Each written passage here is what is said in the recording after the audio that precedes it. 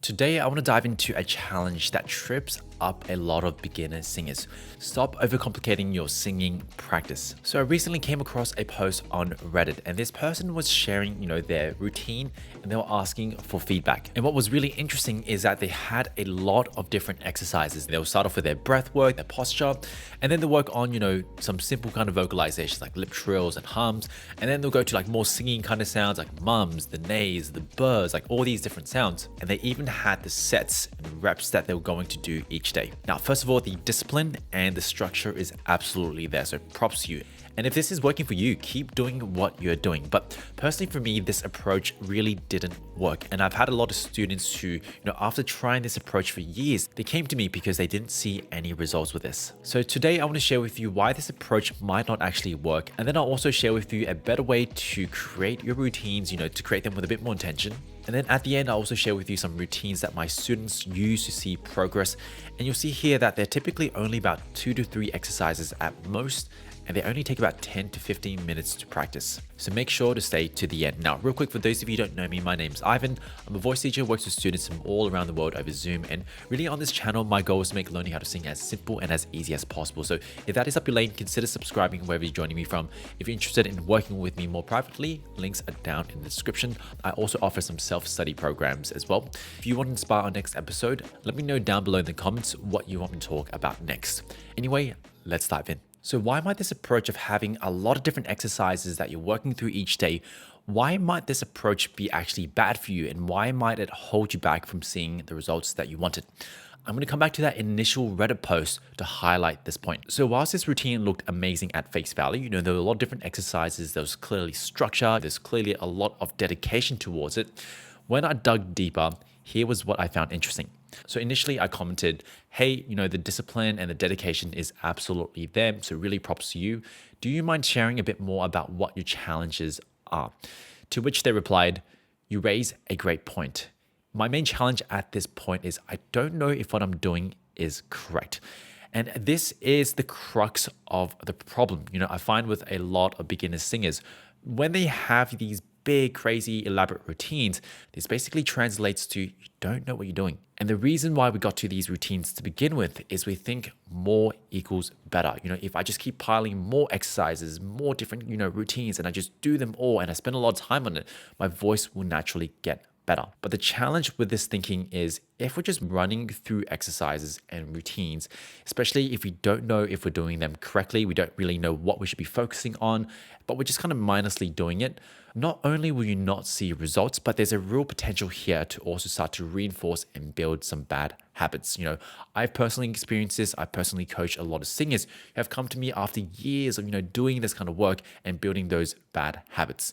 And what's really annoying about this is you have to spend even more time to unlearn that in the future. Okay, Ivan, I feel really called out at the moment. What do you propose? So here's what I want to suggest to you. Solve correct technique on one exercise first. Because the idea here is if you can work through one exercise and you can coordinate correctly, you use the right muscles, you use correct technique, then you now have a reference point, you have a teacher, or you have a place you can start from as you try to translate it to other sounds, other contexts, maybe harder kind of scales. Now, of course, it's important to define what is correct technique. For me at the moment, it means this.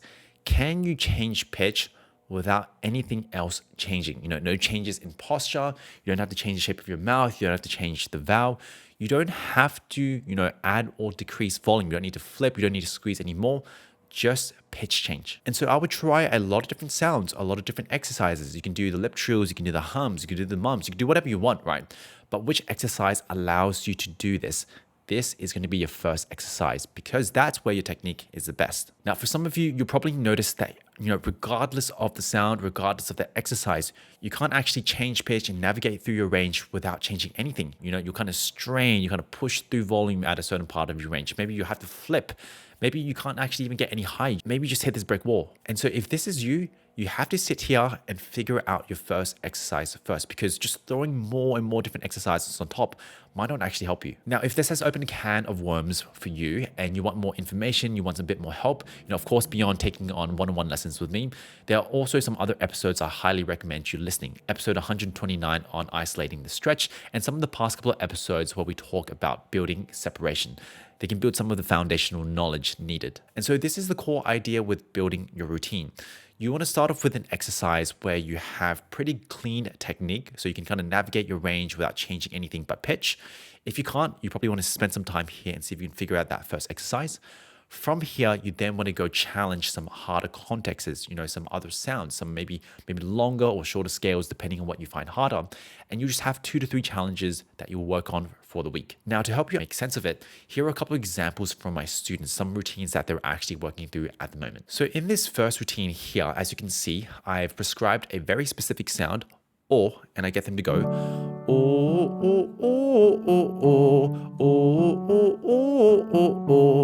and I gave them this exercise because this is where they could find correct technique. They were able to kind of stretch through the range, or we use the word kind of tilt here a bit more, and they were able to generally keep the volume the same. So I wanted them to keep chipping away at it.